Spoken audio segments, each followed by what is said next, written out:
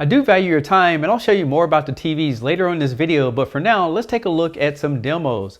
Pulling up YouTube TV, I can definitely tell a difference in the brightness. The U6K is 600 nits and the U7K is 1000 nits. Also, I can tell that the grass is a lot greener, so you're getting much richer colors on the U7K.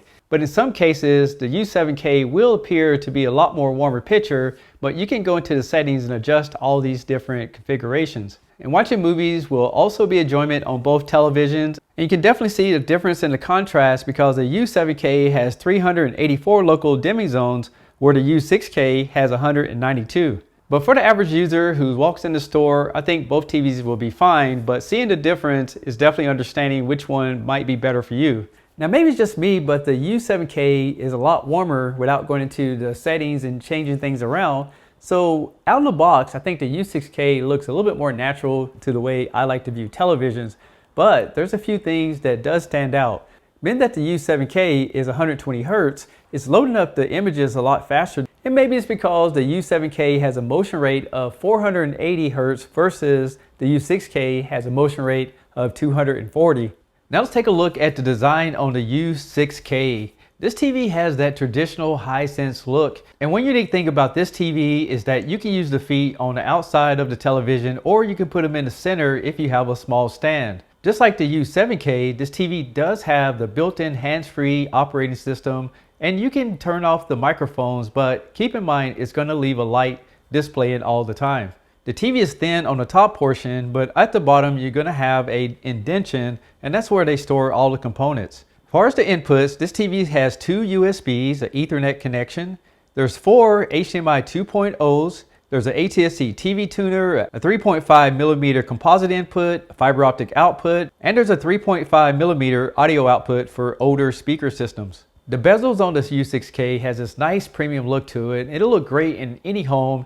And the remote control has voice activation, plus you can get through all your menu settings, and there's some hotkeys at the bottom of it so you can easily access some of the favorite apps that you might want to use. Even though I showed you the picture quality in comparison to the U7K, I really feel that this TV has a really good picture, and the average consumer definitely will be happy with this television watching just your regular television or enjoying movies. I previously recorded this footage before the studio update, but the U7K looks almost identical except for a couple things. First of all, the feet on this TV has a wider stance, and this TV doesn't have that adjustability like the U7K to put the feet in the center.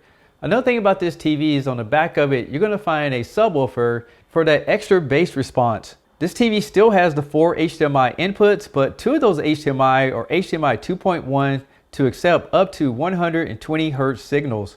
And it has the exact same remote control, so you're not going to get any additional features over the U6K. And when it comes to picture quality, this TV looks fantastic, especially in the price range against its competitors. And that's mainly because it is 120 Hz, it has more local dimming zones, and it has more nits rating for increased brightness. But this TV is going to be for someone who enjoys gaming, because this TV is provided with a full gaming menu, where the U6K only has some basic gaming options.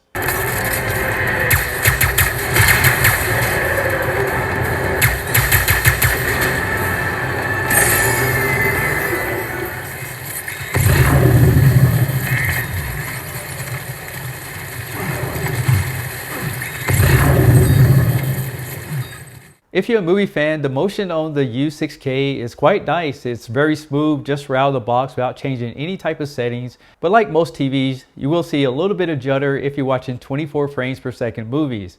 The skin tones appear to look very natural right out of the box, and you might see just a small amount of vignetting around the edges only on white screens, but you don't even notice it when watching everyday televisions. I feel that the U7K will handle motion pretty well right out of the box, and there's plenty of settings in the menu if you want to adjust this. And for me, out of the box, the skin tone is going to look more of a warmer look, but you can go into the settings as well and change it over to cool if you like that type of look.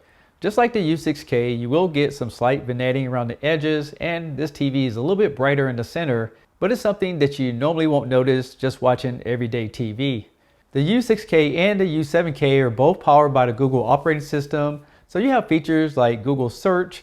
You also can download plenty of applications from the App Store. They have ambient mode where you can have screensavers displaying on the TV when you're not using it. You can cast your Android device over to it. It supports Apple AirPlay, and both TVs have Alexa capabilities by logging into that account. So if you don't have a streaming device, you can use this operating system as a standalone right out of the box, and you're going to get a great experience if you like the Google software. The last thing that I do want to mention is that both of these TVs will support Dolby Vision picture profiles, as well as HLG and HDR10 Plus that Samsungs use on their mobile phones and some of the content that's available on television. And both TVs will support Dolby Vision IQ. And with this feature, the TV will automatically optimize itself for Dolby Vision content to give you the best color reproduction. Even though these panels use different frame rates, I would rank the U6K and 7, and I'm going to give the U7K an 8. And this is mainly why I think the U6K is for the average user who wants to get into a smart television. They like all the Google capabilities, and they like to watch a TV that looks better than a lot of ones on the market that cost around the similar price as the U6K. But if it was me, I'll spend a little bit more money and get the U7K, and the main reason is that you can calibrate the TV. It has better Dolby Vision settings. On top of that, with the 120 Hertz, it's going to allow you to grow. If you become a gamer later on, you'll have a TV that's ready for it. And again, it can support up to 144 Hertz with VRR. So that's my rankings, and I would like to know what you guys think in the comments below. I'm Tech Steve. Thanks a lot for watching, and I'll catch you guys on the next one. Peace.